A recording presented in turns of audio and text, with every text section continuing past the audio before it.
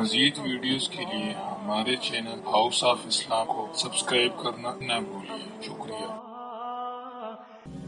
انسان کی کامیابی اور ناکامی کا ایک معیار ہے جو ہمارے سامنے آ رہا ہے، اور یہ ہر شخص جانتا ہے کہ ہم جو بھاگ دوڑ دنیا میں کر رہے ہیں، صبح سے شام تک کی مشقت، آپ لوگ اکثر اپنے گھر والوں کو چھوڑ کر آئے ہوئے ہیں یہاں، کتنی محنت ہے، کتنی مشقت ہے، کتنی مشکلات اٹھا رہے ہیں، لیکن یہ سب کچھ کیوں کر رہے ہیں؟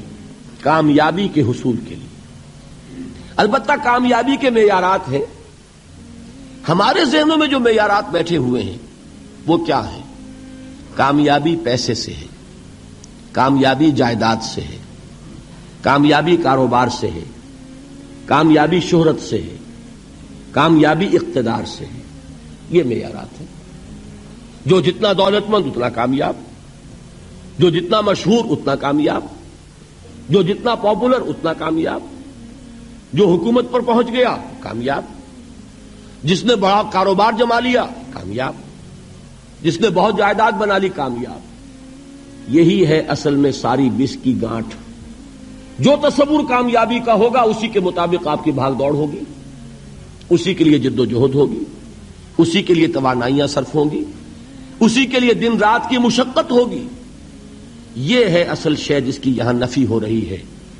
کامیابی دولت سے نہیں، کامیابی شہرت سے نہیں، کامیابی اقتدار اور طاقت اور حکومت سے نہیں، بلکہ کامیابی ہے ایمان سے، عمل صالح سے، تواصی بالحق سے، تواصی بالصبر سے۔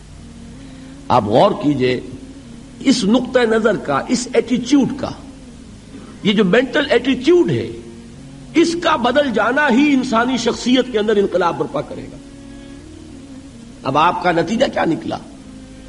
اگر تو دولت سے کامیابی ہوتی تو قارون بہت کامیاب تھا، اگر حکومت سے کامیابی ہوتی تو فرعون اور نمرود بہت کامیاب تھے۔ کامیابی ان سے نہیں ہے۔ کامیابی انسان دولت میں قارون کی دولت تک پہنچ جائے، اور دنیا میں دبدبہ اور اقتدار اور سلطنت اور حکومت کے اعتبار سے وہ نمرود اور فرعون کا مقام حاصل کر لے، وہ ناکام ہے، خائب ہے، خاسر ہے، برباد ہے۔ اور ابو ذر غفاری کامیاب ہیں، چاہے ان کے پاس کچھ نہیں تھا، جھونپڑی تک نہیں تھی، کوئی گھر نہیں تھا۔ حضور نے فرمایا ہے اللہ کے کچھ بندے ایسے ہوتے ہیں جو کسی محفل میں جانا چاہیں تو انہیں اجازت نہ ملے، جو کہیں اگر رشتہ کرنا چاہیں کوئی ان سے رشتہ کرنے کو تیار نہ ہو، کہیں کوئی سفارش کرنا چاہے تو ان کی کوئی بات ہی نہ سنے۔ لیکن اللہ کے ہاں ان کا وہ مقام ہے کہ اگر بھولے سے بھی کسی بات پر قسم کھا بیٹھتے ہیں تو اللہ ان کی قسم کی لاج رکھتا ہے۔ یہ ہے فرق، یہ جان لیجیے اچھی طرح۔ اس بات کا مان لینا آسان، اس پر سبحان اللہ کہنا آسان، لیکن اس کے مطابق آپ کے اپنے ذہن کا بدل جانا بہت مشکل، اس لیے کہ ہم متاثر ہوتے ہیں اپنے ماحول سے۔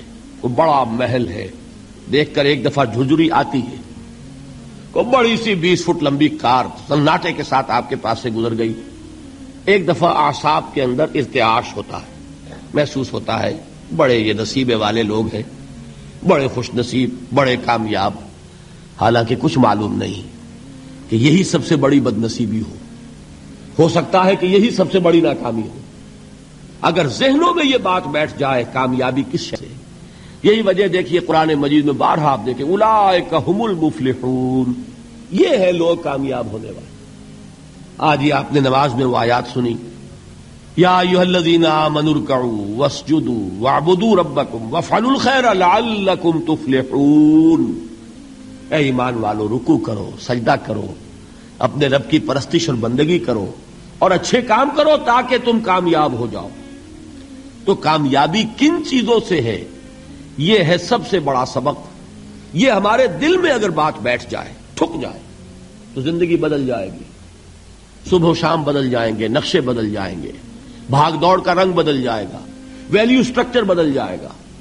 آج وہ ایک چیز نہایت اہم نظر آ رہی ہے، کل نہایت غیر اہم نظر آئے گی۔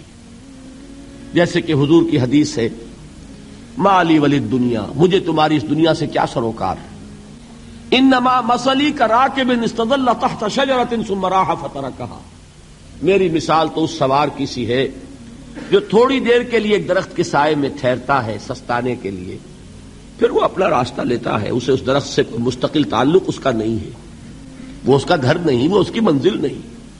اسی طرح یہ دنیا میرا گھر نہیں ہے۔ اب دیکھیے ہم کہتے ہیں انا للہ و انا الیہ راجعون، ہم تو مسافر ہیں، ہم اللہ کے پاس سے آئے، اللہ کی طرف ہمیں لوٹ جانا ہے۔ کن فی الدنیا کانک غریب و عابر سبیل، حضور فرماتے ہیں دنیا میں ایسے رہو جیسے کہ تم اجنبی ہو یا راہ چلتے مسافر۔ لیکن یہ طرز عمل کب ہوگا؟ جبکہ یہ آیت ہمارے ذہنوں کے اندر بیٹھ گئی ہو، والعصر ان الانسان لفی خسر الا الذین آمنوا وعملوا الصالحات وتواصوا بالحق وتواصوا بالصبر۔